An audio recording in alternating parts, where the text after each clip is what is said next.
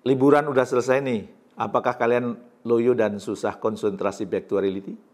Kayaknya belum ikhlas banget liburannya selesai. Waspada, bisa jadi saat ini kalian sedang mengalami post-vacation syndrome. Sindrom yang satu ini bisa banget buat kalian yang habis liburan justru nggak bersemangat. Kerjaannya bolak-balik liatin foto pas liburan kemarin.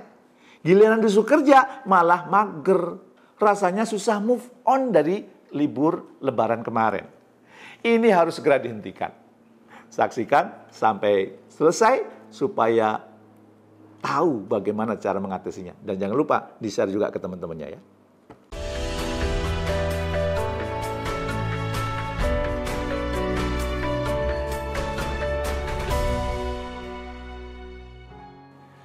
Assalamualaikum warahmatullahi wabarakatuh.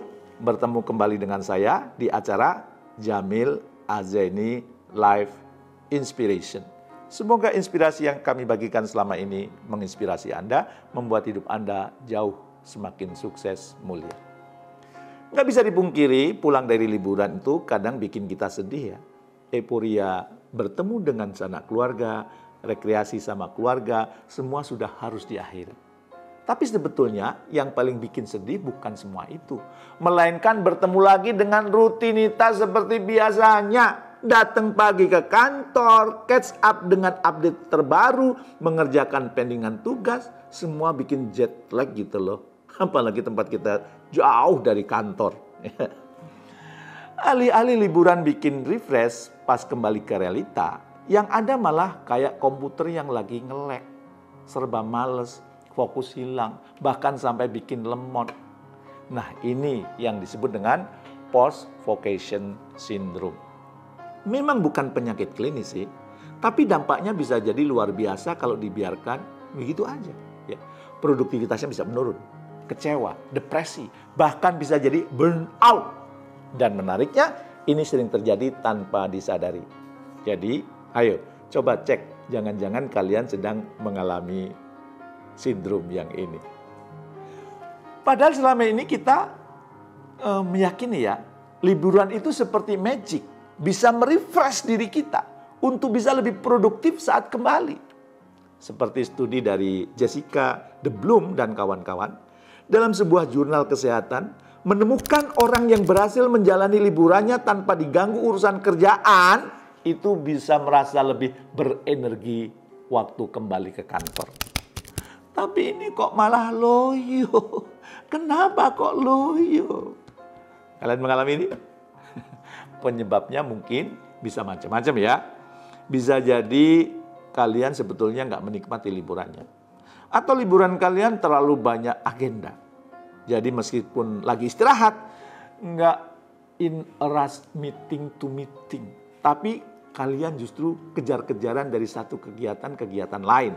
Atau malah sebaliknya, momen yang paling tepat untuk menguatkan deep connection dengan rekan dan keluarga justru kalian sia-siakan dengan seharian tiduran di sofa. Dipikirnya sebagai kesempatan untuk istirahat. Tapi nyatanya kebablasan. Percaya atau enggak, ini juga bisa memicu post-vacation syndrome. Karena sebetulnya kita butuh untuk berinteraksi bukan cuma sama orang rumah loh ya. Kita juga butuh beraktivitas fisik. Kalau enggak, tubuh malah kaget dari yang mesinnya mati langsung digaspol. Enggak siap tubuhnya gitu. Dulu mungkin kita mikir solusinya cuma tidur banyak. Istirahat total. Kayak nge-restart komputer gitu. Tapi masalahnya ini bukan cuma perkara fisik. Melainkan juga secara emosional dan mental. Jadi kita butuh pendekatan yang lebih holistik. Tapi juga praktis. Gampang diingat, gampang untuk dilakukan. Dan biar Anda bisa langsung praktekkan sekarang juga. Jadi Anda bisa bangun pagi dengan semangat yang baru. Karena ternyata mudah kok mempraktekkan hal ini. Tidak repot kok. Rumusnya nggak repot, formulanya nggak repot. Oke, untuk kalian yang ingin menjadikan momen setelah libur panjang ini sebagai a new fresh start, ya, ingat melatih. Hah? Kok melatih? Tenang, bukan tentang bunga, ya, bukan tentang bunga melati, yang sering dijadikan sesajen, ya. Kalau melatih yang satu ini bisa buat kalian penuh energi walaupun libur telah usai.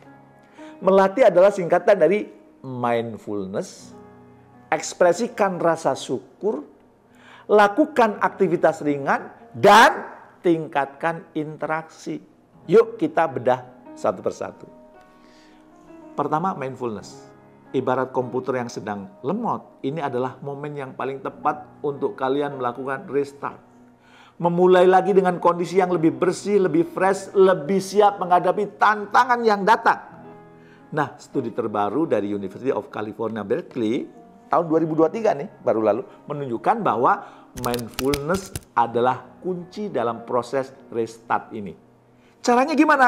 Yang paling utama adalah Anda aware betul dengan apa yang Anda rasakan dan pikirkan saat ini. Hadir penuh, sadar utuh. Sadari betul bahwa ini wajar terjadi. Setiap orang bisa mengalaminya. Kemudian reframe setiap pikiran dan perasaan negatif yang mungkin muncul.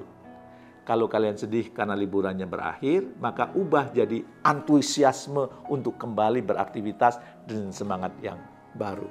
Hadir penuh, sadar utuh, jangan lupa di-reframe dengan sesuatu yang positif. Itu inti dari mindfulness. Yang kedua, ekspresikan rasa syukur.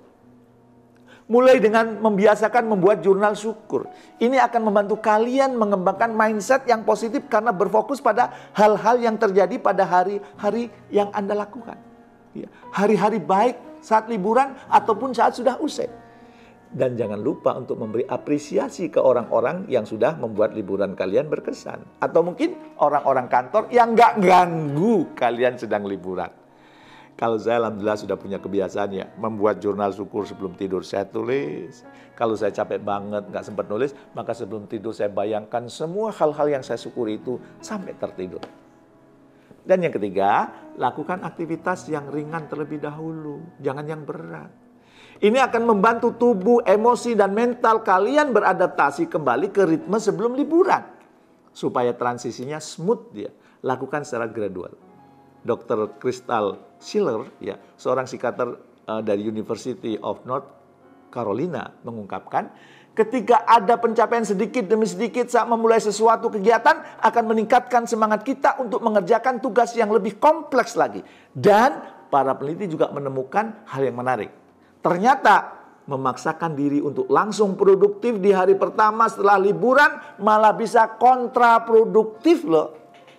Dan biar nggak berasa berat, mungkin hari pertama bisa digunakan untuk memahami email-email yang belum kebaca, atur schedule meeting, dan sebagainya.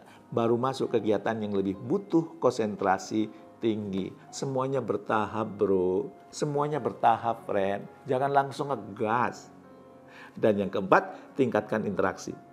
Tentu yang positif ya interaksinya. Ya. Kalian bisa banget tuh menghubungi rekan atau keluarga yang belum dihubungi dari liburan sampai saat kalian masuk kerja, bersilaturahmi, bermaaf-maafan, saling menanyakan kabar satu sama lain.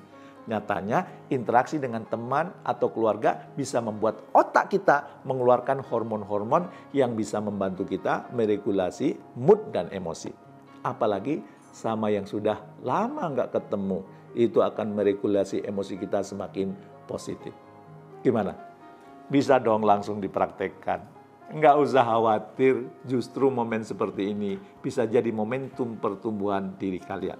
Karena menurut sebuah penelitian terbaru yang dilakukan oleh Institute of Positive Psychology, ternyata lebih dari 70% dari mereka yang mengalami post-vacation syndrome berhasil menemukan semangat baru dalam hidupnya setelah melewati fase tersebut. Jadi enjoy aja, nikmati aja, nggak usah tambah stres. Liburan memang sudah selesai, tapi semangat dan optimisme kalian nggak boleh berhenti. Gunakan melatih untuk memulai lembaran baru dengan penuh energi. Selamat mencoba. Terima kasih. Assalamualaikum warahmatullahi wabarakatuh.